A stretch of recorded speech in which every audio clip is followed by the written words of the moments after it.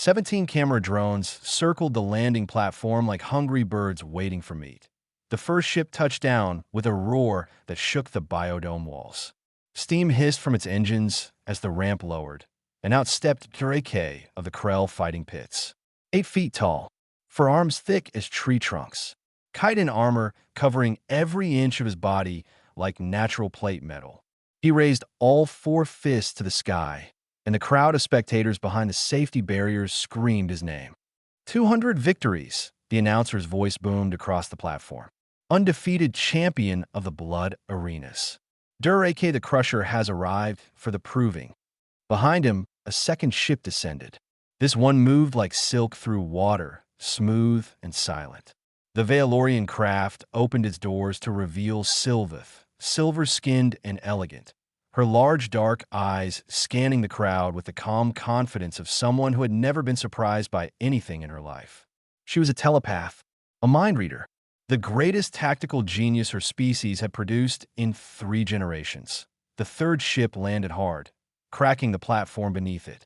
Anu emerged slowly, his body made of living stone, each step leaving small craters. He was nearly indestructible. Bullets bounced off him. Blades shattered against his skin. He had once walked through a plasma explosion and complained only that it was warm. These 3 were the favorites. The champions. The ones every betting house in the galaxy had placed their money on. Overseer Talus floated above them all, an ancient being of light and shadow, watching with eyes that had seen 10,000 trials. "Welcome to the proving," Talus said, voice echoing like wind through a canyon. "The path to the Guardian Core begins here. Many enter. Few understand. Fewer still pass." Drake cracked his knuckles. Sylveth smiled. Anu stood like a mountain. None of them noticed the cargo shuttle landing at the far edge of the platform. Rena Ashford climbed out from between crates of medical supplies, brushing dust off her worn jacket. She was 24 years old, average height, brown hair pulled back in a practical ponytail. She carried a backpack that had seen better days and held a paperback book in one hand, finger marking her place. "Excuse me," she said to a passing official. "Where's the bathroom?" The official stared at her. "You were a candidate?" "I think so. I signed up for that Guardian thing." The job listing said something about helping animals on frontier worlds. The official checked his tablet, scrolled through a long list, and found her name at the very bottom. Rena Ashford, planet of origin, Earth. He paused.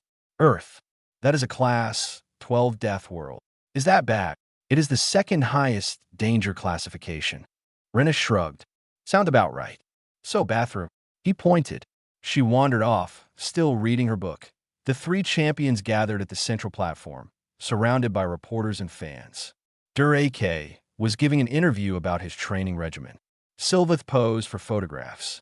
Anu stood silently, letting his reputation speak for itself. "What do you think the test will be?" a reporter asked Drake. "It does not matter," the Krellian warrior growled. "I have faced death 1,000 times. No trial can break me." Sylveth laughed softly. "The proving tests the mind as much as the body. Brute strength alone will not be enough." She glanced at Drake. "But I am sure you will do your best." Anu said nothing.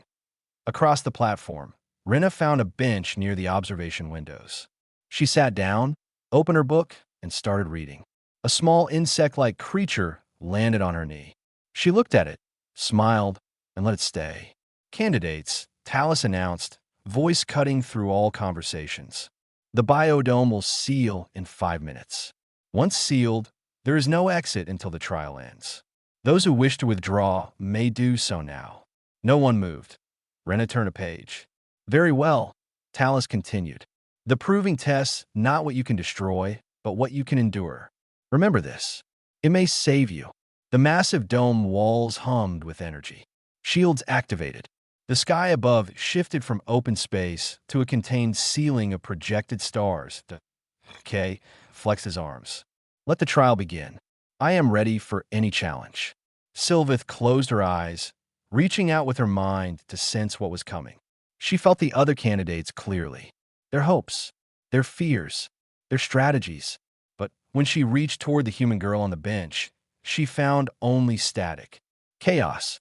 A mind so loud and cluttered it was like trying to read a hurricane. She frowned. Odd. Anu noticed the human too. Small, fragile looking, reading a book. He dismissed her immediately. The ground beneath them shuddered.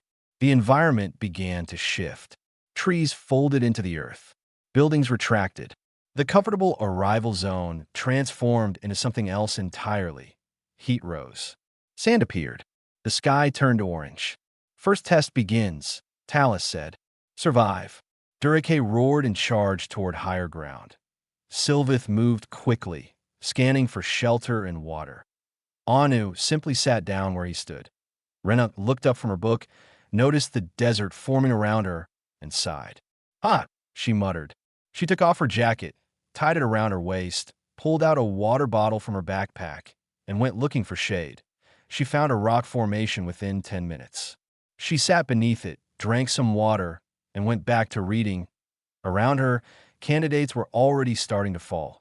Talus watched from above, ancient eyes fixed on the girl with the book. Interesting, the overseer thought. Most interesting. Sand had a smell that most species never learned to recognize. Renan knew it well. Dry minerals. Ancient heat. The particular scent of a landscape that wanted you dead but was too lazy to chase you.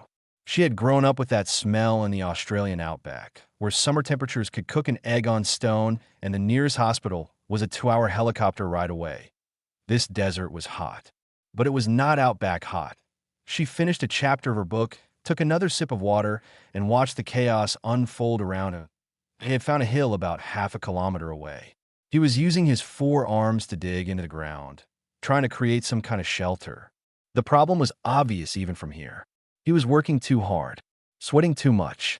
His chitin armor, designed for the cool caves of his homeworld, was trapping heat against his body like an oven. That's not going to work, Rennis said to herself. She turned another page. Sylvith was having different problems.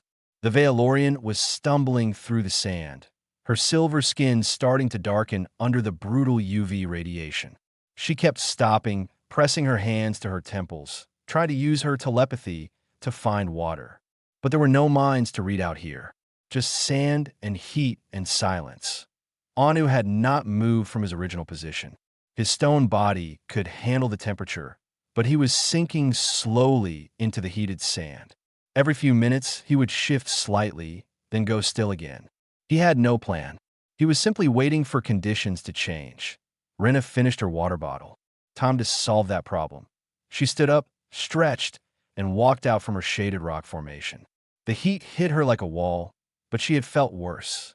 She remembered a Christmas day in the outback when the thermometer had read 48 degrees Celsius.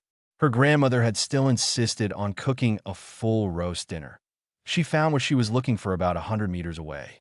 A slight depression in the sand, a different color to the ground. Signs that moisture might be trapped below the surface. She dug a small hole with her hands. Then she took a plastic bag from her backpack, placed it over the hole, and put a small rock in the center of the bag. Basic solar still. The sun would evaporate moisture from the ground. The vapor would collect on the plastic, and clean water would drip into the hole. It would take time. But time was something she had. She walked back to her shade and kept reading HFY Hour 3. Durkay had collapsed from heat exhaustion. Medical drones swooped in to extract him before he died. He was carried away unconscious, still reaching for his unfinished shelter. BY Hour 5. Sylvith was crawling.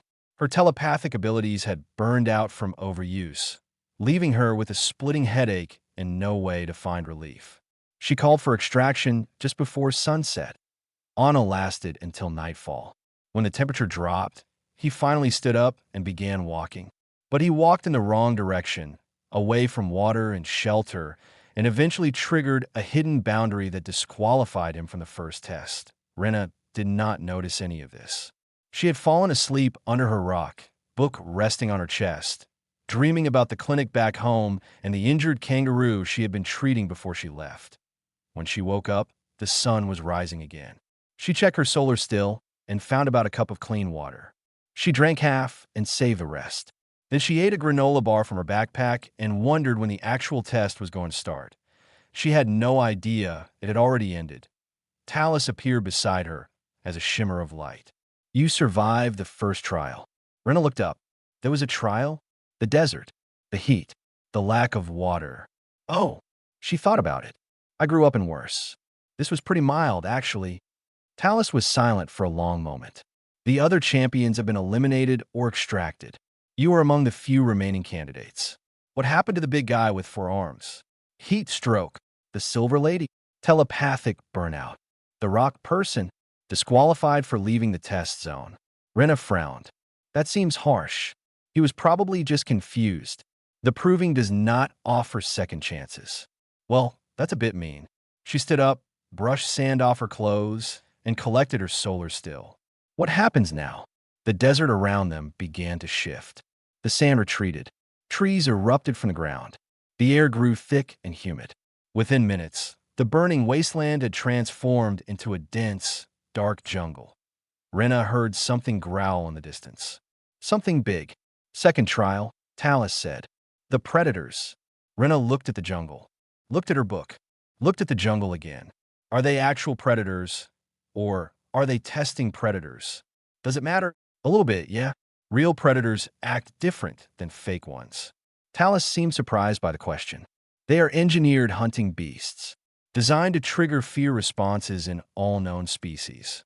So fake ones. Rena nodded. Good to know. She put her book in her backpack, took a deep breath, and walked into the jungle without looking back. Behind her, Talus watched with ancient eyes that had seen civilizations rise and fall. In 10,000 trials, no one had ever asked that question before. The Overseer was beginning to understand why Deathworlds were classified as dangerous. The jungle wanted her to run. Rena could feel it in the way the shadows moved, in the sounds that came from everywhere and nowhere. In the eyes, she could sense watching her from the undergrowth. Everything about this place was designed to trigger panic, to make her heart race and her legs pump and her mind scream that she needed to flee. She had felt this before. Every time she went into the bush to track an injured animal. Every time she walked through tall grass, knowing that snakes could be hiding anywhere. Every time she drove through the outback at night with kangaroos ready to jump in front of her truck without warning. Fear was familiar. Fear was a tool. Fear only became a problem when you let it make your decisions. She walked slowly through the jungle, placing her feet carefully, keeping her breathing steady. The creatures watching her were predators, yes, but predators followed rules. They wanted easy meals. They wanted prey that ran, that panicked, that made mistakes. Rena was not going to make mistakes. Something rustled in the bushes to her left. She did not look, did not flinch, did not change her pace. She just kept walking, step by step, through the green darkness that a shape emerged ahead of her. Low to the ground. 6 legs. Teeth that gleamed in the filtered light. It was the size of a lion, maybe bigger, with scales instead of fur and eyes that glowed a soft orange that IT growled. A deep sound that vibrated in her chest. Rena stopped walking. She did not run, did not scream, did not reach for a weapon she did not have. She just stood there, relaxed her shoulders, and looked at the creature without making direct eye contact. Hey there, she said softly. You're pretty, aren't you? The creature tilted its head. This was not the response it expected. Prey was supposed to run. Prey was supposed to smell like fear. This small soft thing just stood there, talking to it like it was a house cat. IT took a step closer. Rena did not move. I'm not here to bother you, she continued, keeping her voice calm and low. Just passing through. I've got some trail mix if you're hungry, but I don't know if you can eat nuts. She reached slowly into her backpack and pulled out a small handful of dried fruit and nuts. She tossed them gently on the ground between herself and the creature. The predator sniffed the offering, looked at her, looked at the food. Then, with the confused dignity of a hunter who had never encountered this situation before, it ate the trail mix and walked away.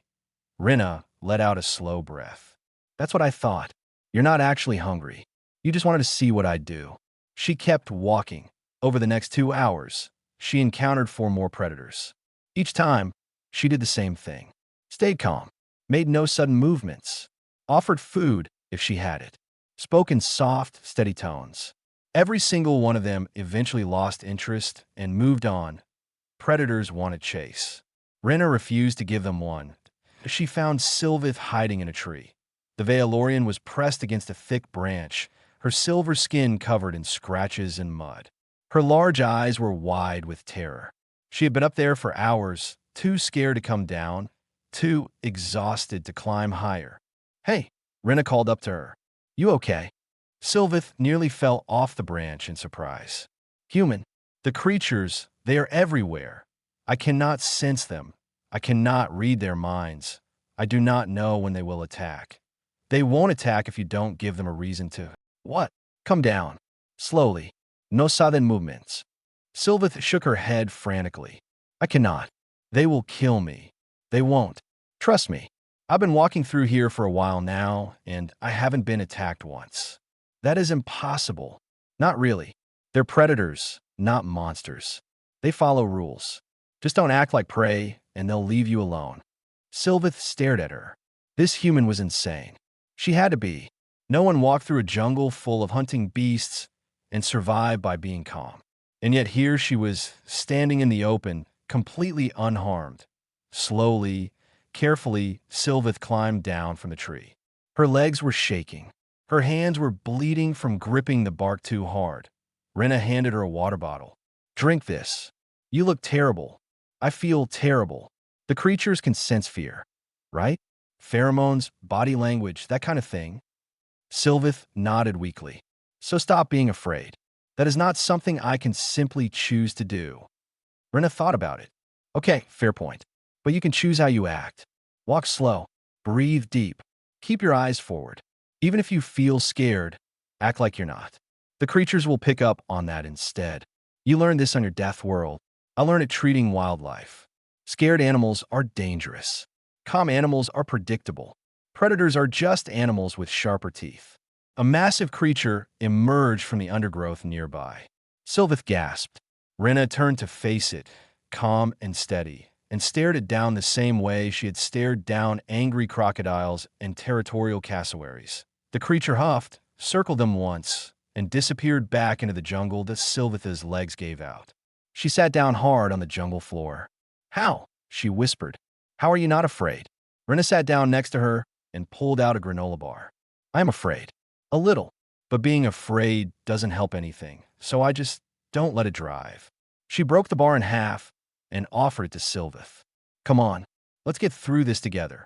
Somewhere above them, Talus watched in silence. The second test was complete. The human had not just survived. She had helped another survive too. That was unexpected. That was important. The room appeared from nowhere. One moment Rena was walking through the thinning jungle with Sylvith beside her, and the next she was standing alone in a white space that stretched in all directions. No walls, no ceiling, no floor that she could see, even though her feet stood on something solid. "Hello," she called out. Her voice echoed strangely, like sound did not work properly here. A screen appeared in front of her. On it, a building was burning. Through the windows, she could see a child on one side and a group of adults on the other. A timer appeared in the corner. 30 seconds. "Choose," a mechanical voice said. "Save the child or save the adults. You cannot save both." Rena looked at the screen, looked at the timer, looked back at the screen. "Is this real?" she asked. "This is a test, right? So it's not real. The scenario requires you to make a choice. Save the child or save the adults. This will determine your moral framework and decision-making capabilities under pressure." Rena scratched her head. "But they're not really burning, are they? The scenario is a simulation designed so no one's actually dying." The mechanical voice paused. "The purpose of the test is to observe your choice under impossible conditions. But the conditions are fake. You just told me it's a simulation. The test requires a choice." Rena thought about it for a moment. She had faced real emergencies before. Real fires, real accidents, real moments where lives hung in the balance. In those situations, you did not get to stand around philosophizing. You acted. You moved. You saved who you could and lived with the results. But this was not real. No one was burning. No one would die. The only thing that would happen is that she would choose an answer and someone would write down what she picked. I'm not playing, she said. Clarify. I'm not choosing. The question is rigged. You're asking me to accept that I can't save everyone, but I only have to accept that if I play your game. In a real fire, I'd be looking for a fire extinguisher or a way to break both windows at once or calling for backup. I wouldn't stand there making philosophical decisions while people burned. The parameters of the test do not allow for alternative solutions. Then the parameters are stupid. Rena shrugged. Sorry, but I'm not going to feel bad about a fake choice with fake consequences. If you want to test my morals, put me in a real situation where my choices actually matter. She turned around and walked toward the edge of the white space. The test is not complete, the voice said. It is for me. The white space dissolved. Rena found herself standing back in the jungle, Sylvith staring at her with wide eyes. What happened? Sylvith asked. You vanished, and then you came back, and your expression did not change at all. They wanted me to choose between saving a kid or saving a group of adults in a fake burning building. What did you choose? Neither. The whole thing was fake, so I walked out. Sylvith blinked. You cannot do that. The proving scenarios are designed to measure psychological response. You must make a choice. What? Because the test requires it. But it's not real. No one dies if I don't choose. The only thing that happens is they write down that I'm indecisive or something. But I'm not indecisive. I just don't accept the question. Sylvith processed this. She had taken the same test earlier, before the jungle, before the desert. She had been shown a scenario where she could stop a war by killing one innocent person. She had tried every trick she knew, reading the simulation for loopholes, manipulating the variables, looking for hidden options that, in the end, she had made a choice, and the test had told her she failed. I tried to find another way, Sylvith said quietly. I spent my whole time in the scenario looking for escape routes, different angles, ways to cheat the system. When nothing worked, I chose the option that saved the most lives. And they told me I failed. Rena frowned. That doesn't make sense. If there's no right answer, how can you fail? I do not know. Durake failed too. He chose quickly, decisively, and they told him he was wrong. Anu could not choose at all. He froze until the timer ran out. So everyone who played the game failed, but I walked out and… What happened to me? Sylvith shook her head. I do not know. Perhaps you failed as well. Above them, unseen, Talus recorded the results of the third test. The human had not failed. The human had done something no candidate in 10,000 trials had ever done. She had rejected the premise.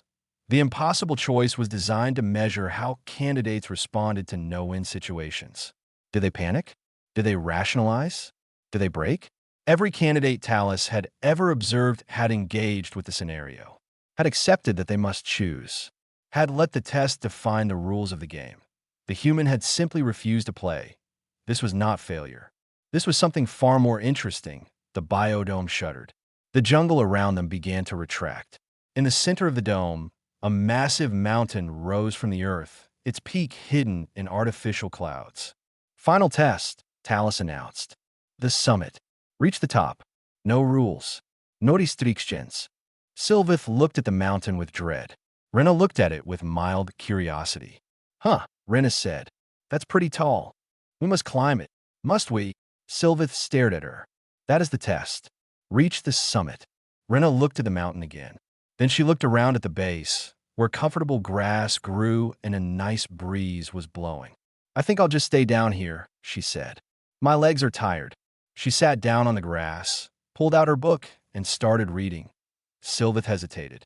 Every instinct told her to climb, to compete, to prove herself. But something about the human's calm made her wonder if maybe, just maybe, there was another way to pass this test. Candidates rushed past her like water around a stone. Rena sat on the grass at the base of the mountain, legs crossed, book open in her lap. She had found a spot with good light and a nice view, and she was perfectly content to stay there while everyone else scrambled toward the peak. A four-armed Rixian sprinted past, all limbs pumping. A floating Cassili drifted upward, using natural gas bladders to gain altitude. A pack of Thornians climbed together, their claws digging into rock as they raced each other higher and higher. Sylvith stood nearby, torn between joining the climb and staying with the strange human who seemed determined to fail. You cannot simply sit here, Sylveth said. The test is to reach the summit. The test said, reach the summit. It didn't say when, but the others will finish before you. So, Sylveth opened her mouth to argue, then closed it. She had spent her entire life competing, racing, trying to be faster, smarter, better than everyone around her. The idea of simply not competing had never occurred to her as an option. I do not understand you, she admitted. Rena turned a page. Most people don't. A small creature emerged from the undergrowth nearby. It looked like a cross between a rabbit and a lizard, with soft fur and small scales along its spine. It hopped toward Rena, sniffed her boot, and curled up against her leg. Rena smiled and gently scratched its head. Hey there, little one. Sylveth watched in amazement. The creature was one of the biodome's inhabitants, genetically engineered to avoid contact with candidates. It was supposed to run from everyone. Instead, it was napping against a human's leg like a house pet. How do you do that? Sylveth asked. Do what? Make everything calm around you. Rena thought about it. I don't know. I just don't see the point in being stressed all the time. The mountain will still be there tomorrow. The little rabbit lizard thing wants to rest. I'm tired too. Why rush? A scream echoed from above. One of the Thornians had fallen, tumbling down the mountainside before being caught by emergency drones. He was extracted from the trial, another failure added to the list. More candidates fell over the next hour. Traps hidden in the rock. Sudden storms that appeared from nowhere. Sections of the mountain that crumbled without warning. The path to the summit was designed to be brutal, and it was claiming victim after victim. Rena kept reading that a young alien stumbled down from the lower slopes, clutching her ankle. She was small, barely more than a child by her species standards, with blue skin and delicate features that suggested a peaceful homeworld. Her leg was twisted at a bad angle. She collapsed near Rena, crying softly. Rena closed her book immediately. Hey, it's okay. Let me see. She moved to the girl's side and gently examined the ankle. Sprained, not broken. Painful, but not permanent. What is your name? Rena asked, keeping her voice soft. Miri, the girl whimpered. It hurts so much. I know it does. But you're going to be okay. Rena pulled off her jacket and tore strips from the sleeves. She had done this 100 times for injured animals. The technique was the same for people. Support the joint. Reduce movement. Keep the patient calm. She wrapped Miri's ankle carefully, creating a makeshift brace that would hold until proper medical care could take over. There, Rena said. Better. Miri nodded, tears still streaming down her face. Why did you help me? We are competitors. So, you could have left me. Focused on your own climb. Rena looked at the mountain, then back at Miri. I wasn't climbing anyway, and leaving an injured kid alone isn't really my style. Sylveth approached, something shifting in her expression. You truly do not care about winning. Winning what? The job? I already signed up for it. Either they give it to me or they don't.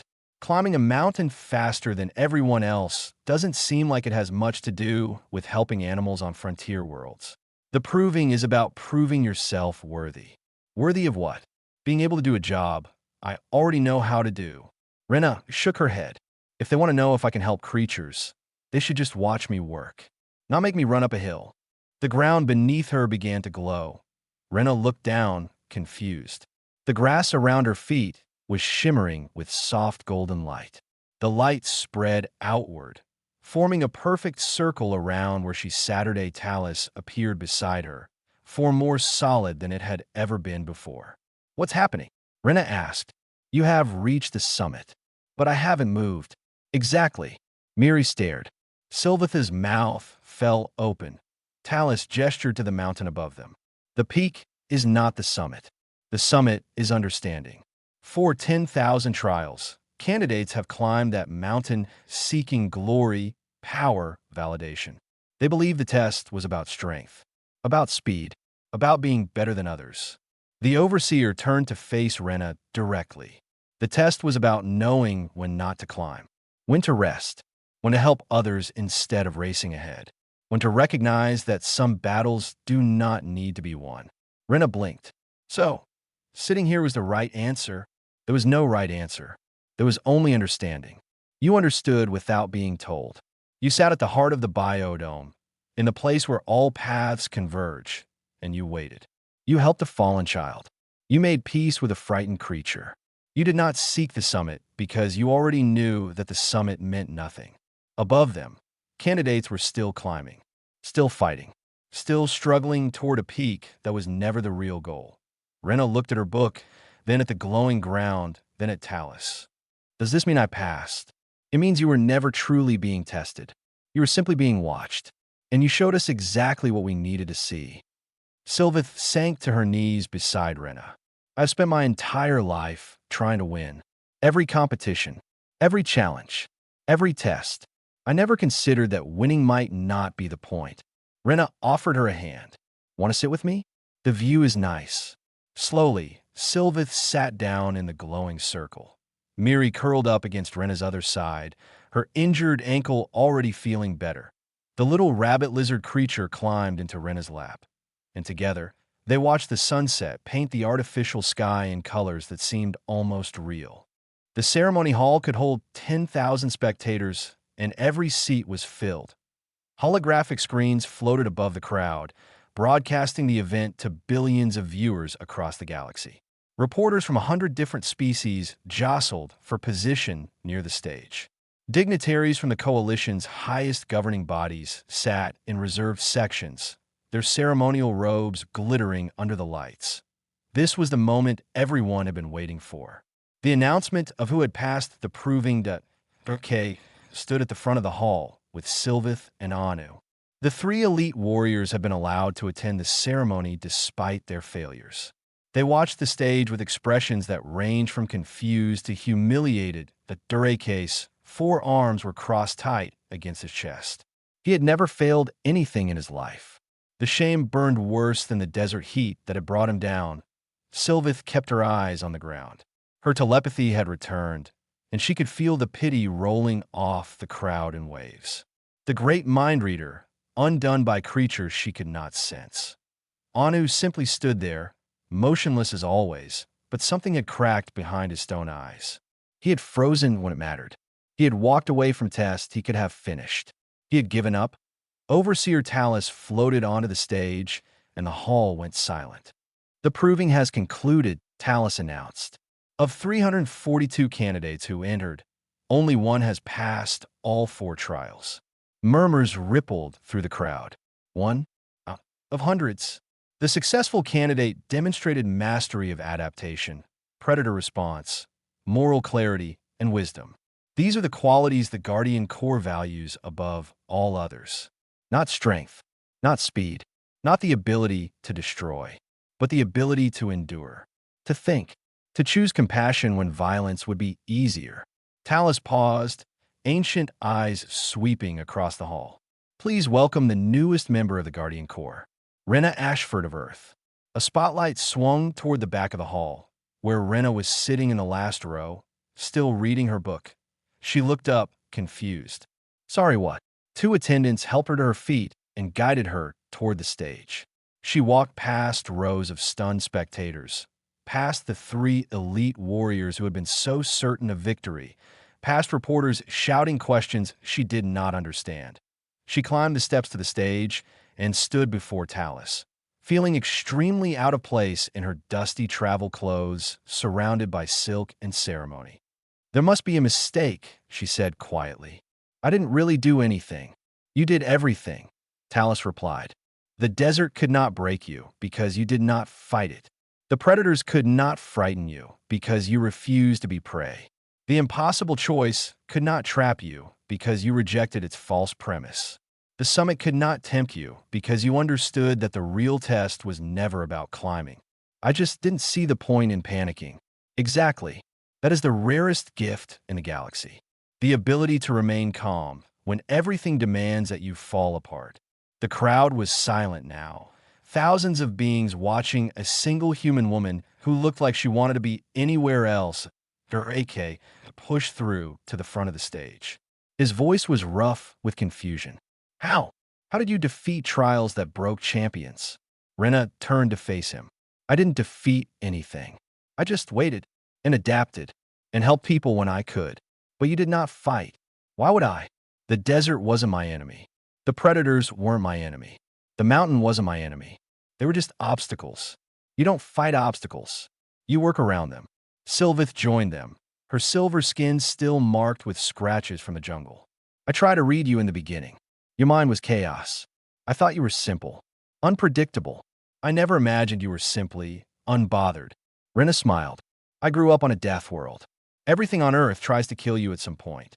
Venomous snakes, poisonous spiders, weather that can change from sunshine to deadly storm in minutes. If you panicked every time something dangerous happened, you would never stop panicking. Anu spoke for the first time. His voice was deep and slow, like rocks grinding together. I cannot decide. In the scenario, in the mountain, I froze because I was afraid of making the wrong choice. There is no wrong choice, Rena said gently. There's just choices. You make them, you deal with the results, you keep going. That's it. Talus drifted closer. This is why humans are classified as Deathworlders. Not because your planet is deadly, though it is, but because you evolved to remain functional in conditions that would paralyze any other species. You do not break under pressure. You adapt. The ceremony continued. Medals were presented. Speeches were given. Photographs were taken. Through all of it, Rena stood quietly, accepting congratulations she did not feel she deserved and answering questions she did not fully understand. Finally, as the crowds began to disperse, she found herself alone with the three warriors who had been so confident at the start. "What will you do now?" Sylvith asked. Rena shrugged. "The Guardian Corps has a posting on a frontier world.